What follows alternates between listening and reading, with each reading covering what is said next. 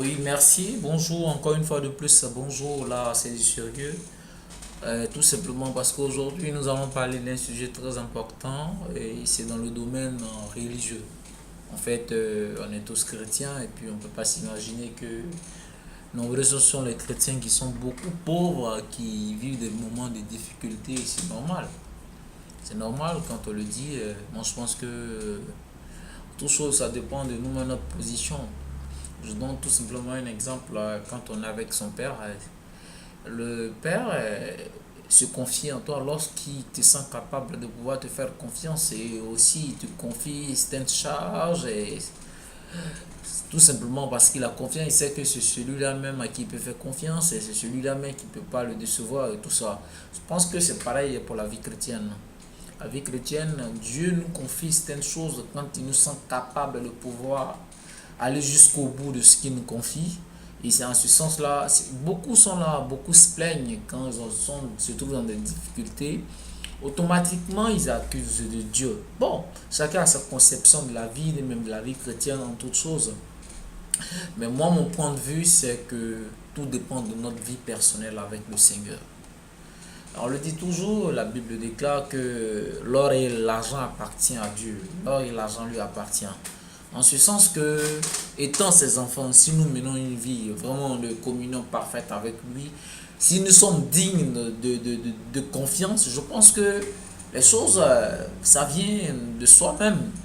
On a vu les grands hommes de Dieu, quand nous nous référons à la Bible, des hommes comme les Jacob, et le roi David, c'est des gens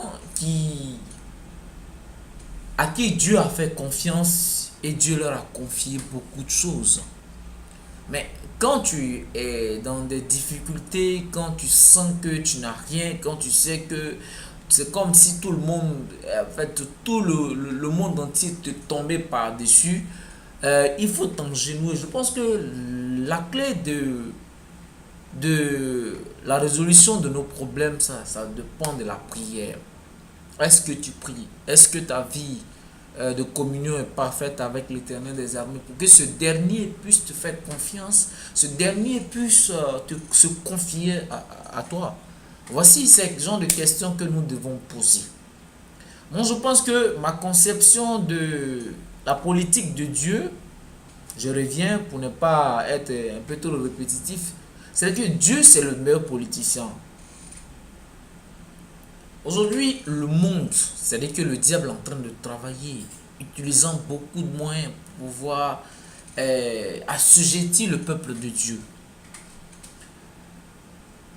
Mais Dieu, il est tellement amour, il est miséricordieux. Dieu, avant de nous donner quelque chose, il essaie d'analyser tous les contours. Est-ce que s'il te confie la richesse, est-ce qu'au travers de ta richesse, tu vas demeurer toujours en train de l'adorer? Ou bien tu vas commencer à pouvoir mener certaines pratiques. Parce que le pouvoir de l'argent, on le dit bien, la folie de l'argent, ça nous amène à faire beaucoup de mauvais choix.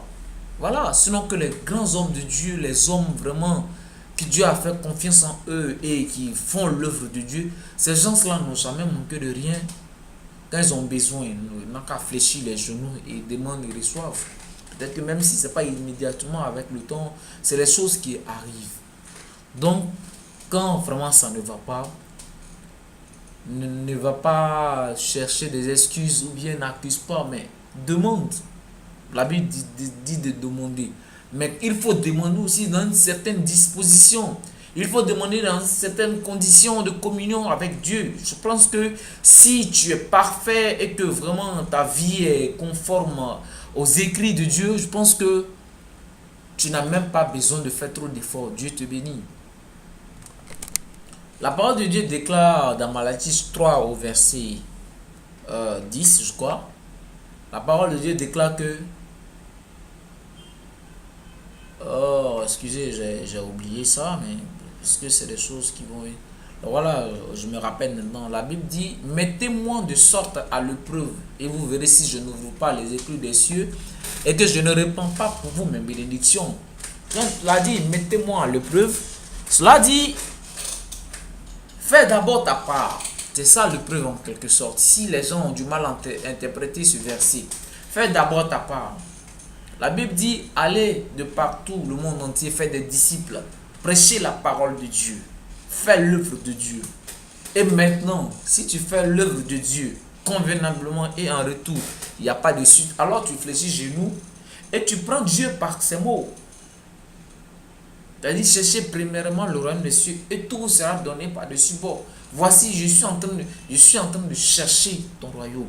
Je suis en train de faire ton œuvre. Je suis en train de prêcher ta parole. Je suis en train d'évangéliser. Je suis en train de prier pour les malades. Et les malades guérissent. Je prie, les miracles s'opèrent.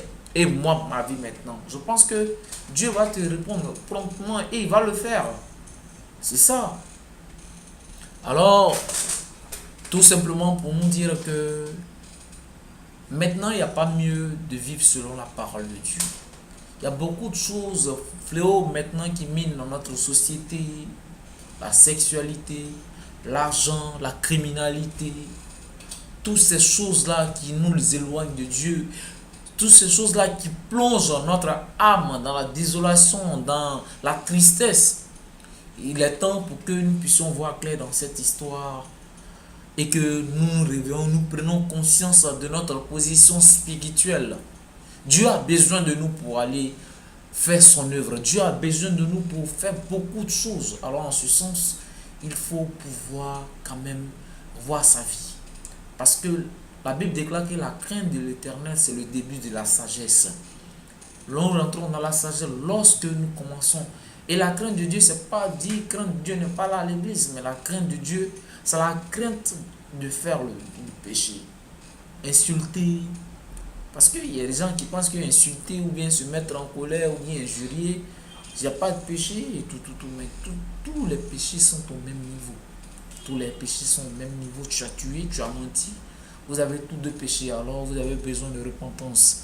Et il faudrait que ça soit une réelle repentance. Il faudrait que ça soit une sincère repentance pour que Dieu se souvienne de nous. C'est un Dieu miséricordieux. Si tu es sincère et que tu décides de délaisser ces péchés-là, tu obtiens grâce et miséricorde. Et c'est ça que Dieu est juste et fidèle de nous pardonner. Alors juste ce petit message pour faire un petit buzz et que Dieu bénisse tout le monde.